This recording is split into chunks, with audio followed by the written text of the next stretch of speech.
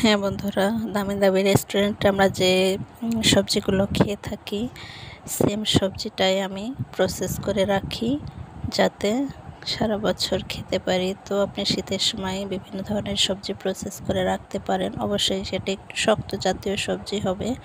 তো আমি এই যে এখানে নিয়েছি আলু, পেঁপে, তারপরে পটল, চাল কুমড়া, এগুলো স্লাইস করে কেটে নিয়েছি। তারপরে হালকা একটু সিদ্ধ করব, আর সবশেষে পটলটা দিয়ে দেব, কারণ পটল খুব সহজেই সিদ্ধ হয়ে যায় এবং নামানোর একটু আগে দিয়ে একটু নাড়াচাড়া দিয়ে এটা নামিয়ে ফেলতে হবে। যে পানিটা একটু বেশি দিবেন। আমি রাইস কুকারে সিদ্ধ করতে দিয়েছি, একটু বলক উঠলে এটা নামিয়ে ফেলবেন, ব্যাস। আর নামানোর সাথে একটা জালিতে নামিয়ে অবশ্যই ঠান্ডা পানি দিয়ে এটি ধুয়ে তারপরে এটা সিজনারি করতে হবে ঠান্ডা করে, যে সারা বছরও আপনি খেতে পারবেন সঠিক প্রসেসে।